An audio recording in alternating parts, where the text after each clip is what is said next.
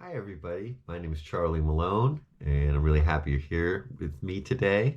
I want to share some stories with you.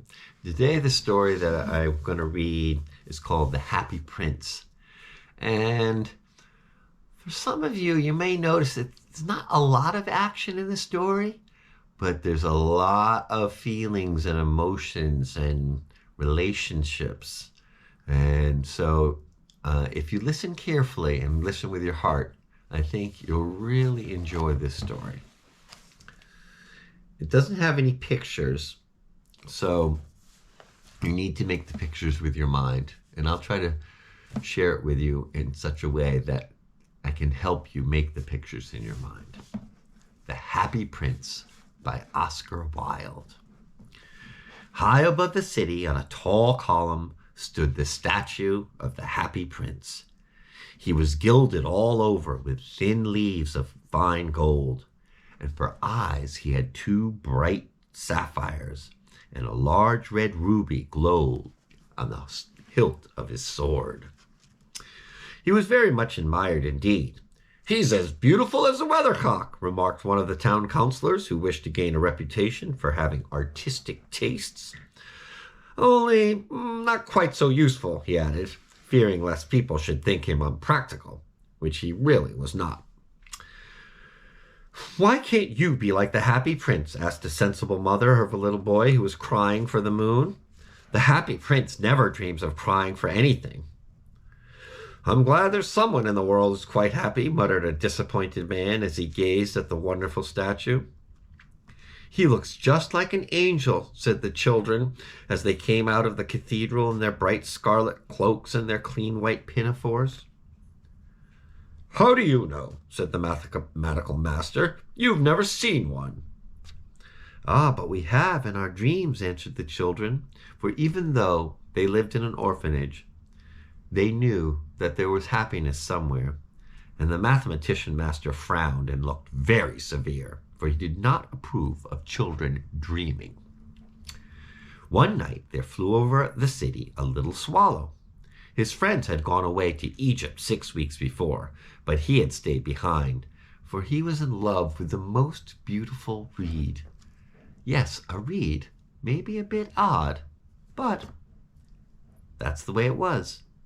He had met her early in the spring as he was flying down the river after a big yellow moth, and had been so attracted by her slender waist that he had stopped to talk to her.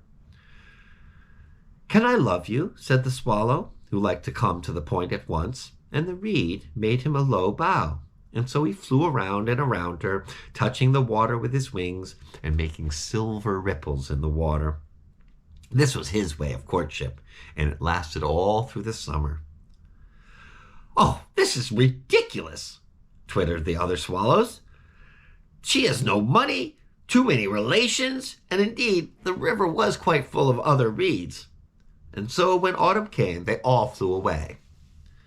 After they had gone, he felt lonely, and he began to tire somewhat of his lady love. "She doesn't really talk to me a lot," he said, "and I'm afraid she is always flirting with the wind." And certainly, whenever the wind blew, the reed made the most graceful curtsies. Of course, she was a reed, and so she did blow in the wind. "And she likes to stay in one place, and I love traveling. And so if somebody wants to be with me, she should also love traveling. Will you come away with me?"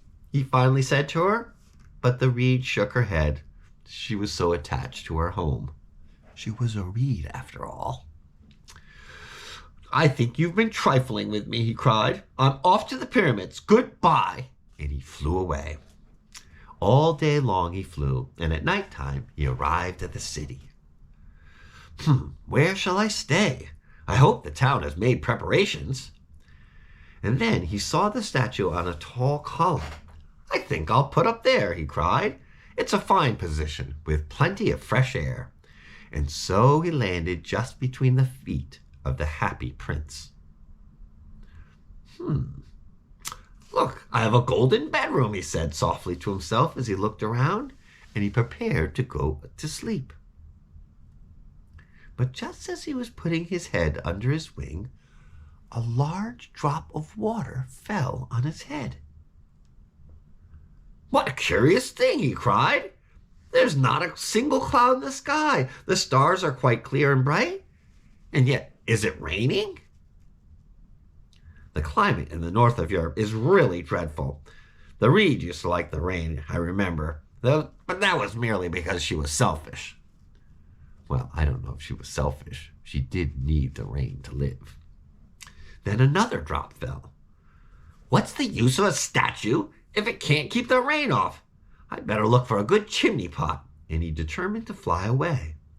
But before he had opened his wings, a third drop fell, and he looked up and he saw, what did he see? The eyes of the happy prince were filled with tears. The tears were running down his golden cheeks. His face was so beautiful in the moonlight that the little swallow was filled with pity.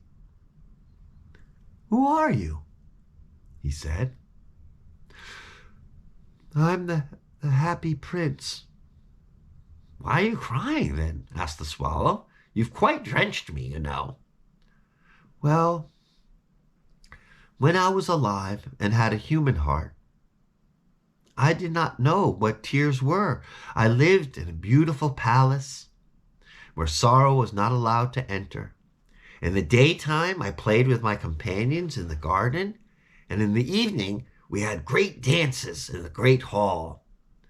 Round the garden ran a very lofty wall, but I never really bothered to ask what lay beyond it. Everything around me was so beautiful. My servants called me the happy prince, and happy indeed I was, if pleasure be happiness. And so I lived, and so I died. And now that I'm dead, they have set me up here so high that I can see all the ugliness and misery of my city. And though my heart is made of lead, all I can do is weep." "What? Is he not made of solid gold?" But he was too polite to make any personal remarks like that. "Far away," continued the statue in a low musical voice, "far away in a little street is a very small house. One of the windows is open, and through it I can see a woman sitting at a table. Her face is thin and worn, and she has coarse red hands all pricked by the needle, for she's a seamstress. She is embroidering passion flowers on the satin gown for the loveliest of the queen's maids of honor to wear at the next court ball. In a bed in the corner of the room, her little boy is sick. He has a fever, and he's asking for oranges. But his mother has nothing to give him but river water, and he's crying. 'Swallow, swallow, little swallow, will you not bring her the ruby out of my sword? My feet are fastened to this pedestal, and I can't move, but she could use it much more than I.' "Well, I am waited for in Egypt," said the swallow. "My friends are flying up and down the Nile and talking to the large lotus flowers, and soon they are going to sleep in the tomb of a great king. He's wrapped in a yellow linen and embalmed with spices, and round his neck is a chain of pale green jade, and his hands are like withered leaves. But swallow, just stay with me for one night and be my messenger. The boy is so thirsty and sick, and the mother is so sad." "I don't think I like little boys," answered the swallow. "Last summer, when I was staying on the river, there was 2 rude boys, the miller's sons, who were always throwing stones at me. They never hit me, of course. We swallows fly far too well for that. And besides, I come from a family famous for their flying ability. But it was still very disrespectful, and somebody could have gotten hurt." But the happy prince looked so sad that the little swallow was sorry. "Well, it's very cold here, but I'll stay with you for one night and be your messenger. "Thank you, little swallow," said the prince. So the swallow picked out the great ruby from the prince's sword and flew away with it in his beak over the roofs of the town. He passed by the cathedral tower where the white marble angels were sculptured. He passed by the palace and heard the sound of dancing. A beautiful girl came out on the balcony with her friend. "How wonderful the stars are," he said to her, "and how wonderful is the power of love." "I hope my dress will be ready in time for the state ball," she answered. "I have ordered passion flowers to be embroidered on it, but the seamstresses are all so lazy." Little did she know. The sparrow passed over the river and saw the lanterns hanging to the masts of the ships. And at last he came to the poor house and looked in. The boy was tossing feverishly on his bed, and the mother had fallen asleep. She was so tired, not lazy at all. In he hopped and laid the great ruby on the table beside the woman's thimble. Then he flew gently around the bed, fanning the boy's forehead with his wings. "Ah, how cool I feel. I must be getting better." And he sank into a delicious sleep. Then the swallow flew back to the happy prince and told him what he had done. "It's curious," he remarked, "but for some reason I feel pretty warm right now, even though it's so cold outside." "That is because you have done a good action," said the prince. And the little swallow began to think, and then he fell asleep. Thinking always made him a little sleepy. When day broke, he flew down to the river and had a bath. "What a remarkable phenomenon," said the professor of ornithology. That's someone who studies birds. As he was passing over the bridge. "A swallow in winter. I wonder what it's doing here." And he wrote a long letter about it to the local newspaper, and everyone started quoting it. It was full of so many words that most people couldn't even understand. "Well, tonight I go to Egypt," said the swallow, and he was in high spirits at the prospect. He visited all the public monuments and sat a long time on top of the church steeple. And wherever he went, the sparrows chirped and said to each other, "What a distinguished stranger!" So he enjoyed himself very much. When the moon rose, he flew back to the happy prince.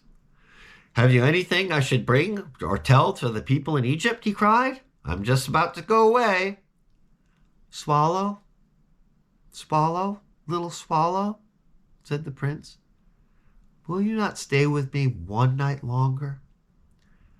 "Look, I'm waited for in Egypt," answered the swallow. "Tomorrow my friends will fly up to the second cataract. The river horse crouches there among the bulrushes, and on a great granite throne sits the god Memnon.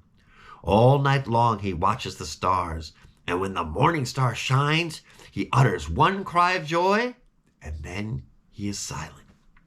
At noon, the yellow lions come down to the water's edge to drink, and they have eyes like green emeralds, and their roar is louder than the roar of the waterfall."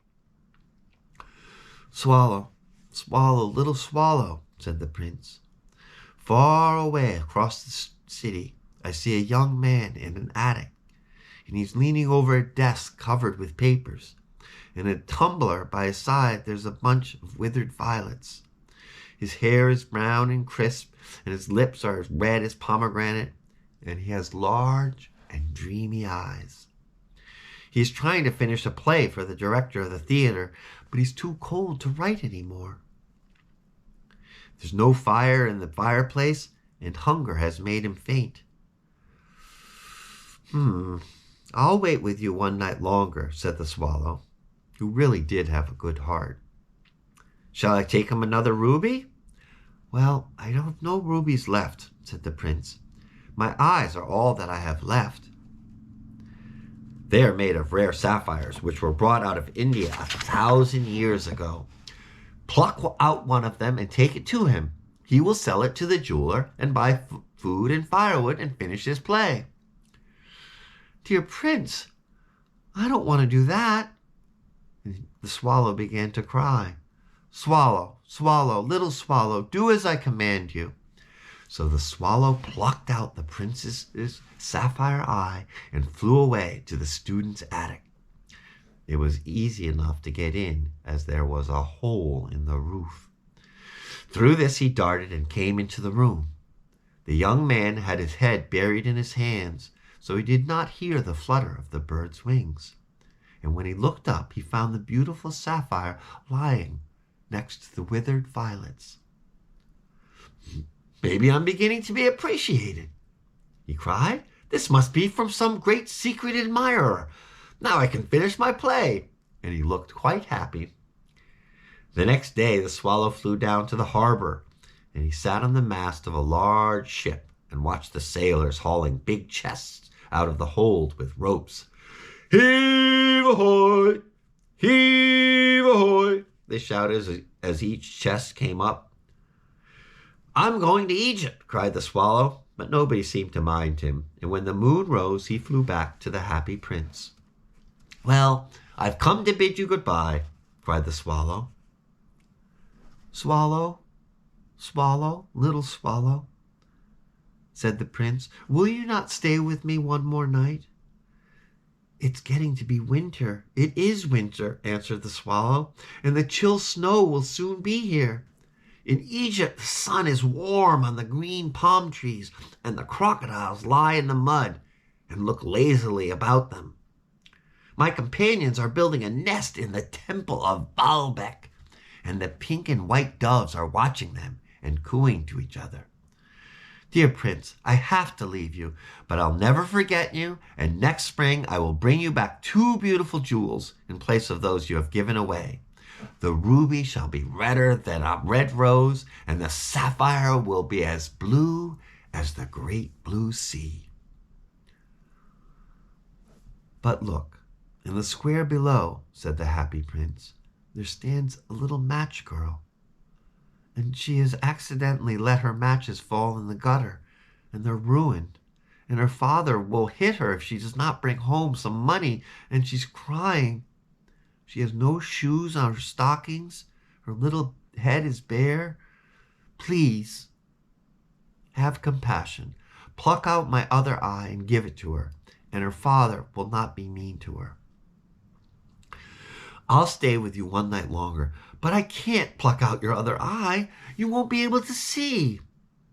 "Swallow, swallow, little swallow, it is what I want." So he plucked out the prince's other eye and started down with it, and he swooped past the match girl and slipped the jewel into the palm of her hand. "Oh, what a lovely bit of glass!" cried the little girl, and she ran home laughing. Then the swallow came back to the prince. "You are blind now, so I have to stay with you forever. There's no 2 ways about it." "No, little swallow," said the poor prince. "You must go away to Egypt." "I will stay with you always," said the swallow, and he slept at the prince's feet. All the next day he sat on the prince's shoulder and told him stories of what he had seen in strange lands.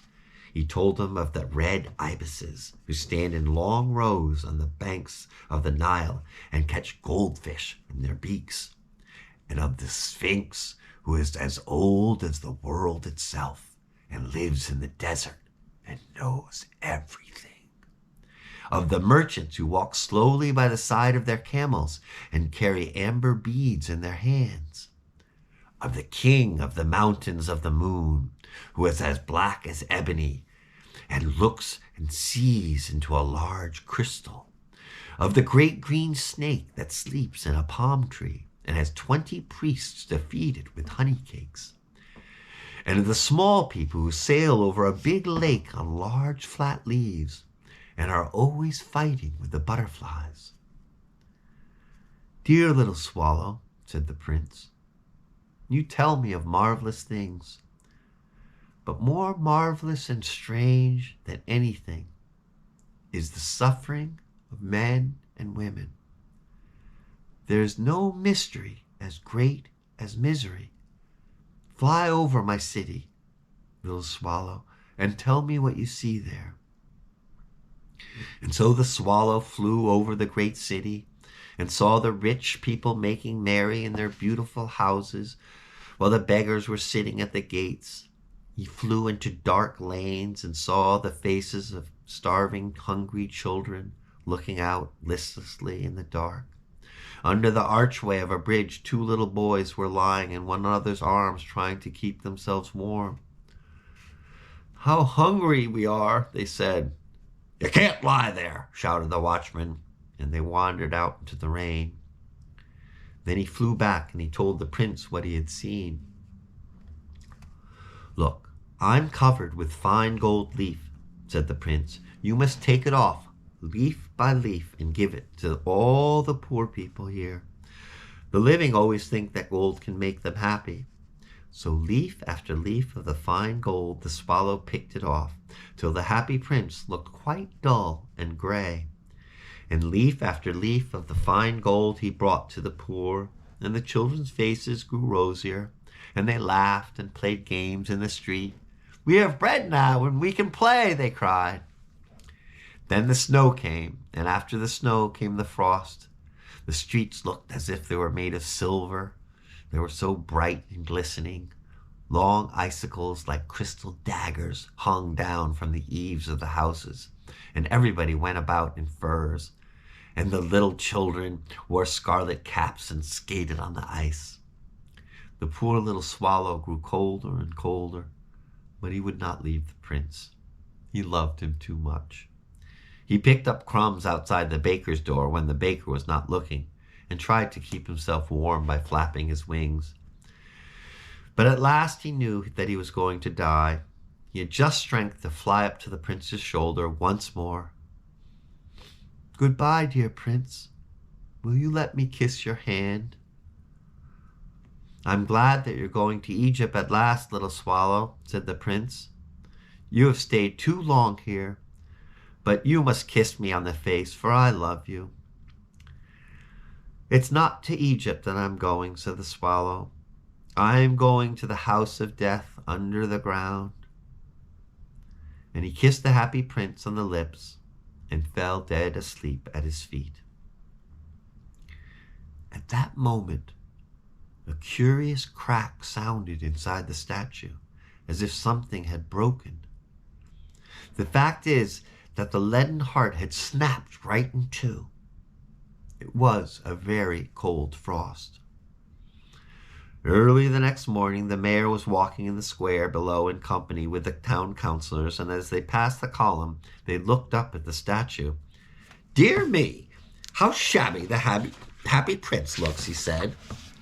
"How shabby indeed," cried the town councilors, who always agreed with the mayor, and they went up to look at it.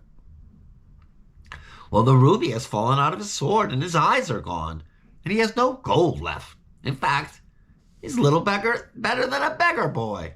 Little better than a beggar," said the town councilors. "Oh, and there's a dead bird at his feet. We must really issue a proclamation that birds are not allowed to die next to statues." And the town clerk made a note of the suggestion. So they pulled down the statue of the happy prince. "As he is no longer beautiful, he is no longer useful," said the art professor. And they melted the statue in a furnace, and the mayor held a meeting to decide what was to be done with the metal. "Well, we should have another statue, and it shall be a statue of myself," said the mayor. "Of myself," said each of the town councilors, and when I last heard of them, they were quarreling still. "What a strange thing," said the overseer of the workmen at the foundry. "This broken lead heart will not melt. Guess we got to throw it away." So they threw it on a dust heap where the dead swallow was also lying.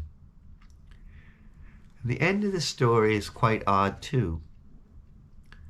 Way up in the heavens, God said to one of his angels, "Bring me the 2 most precious things in the city." And the angel brought him the lead heart and the dead bird. "You have chosen rightly," said God, "for in my garden of paradise this little bird shall sing forever, and in my city the gold of gold the happy prince shall praise and laugh."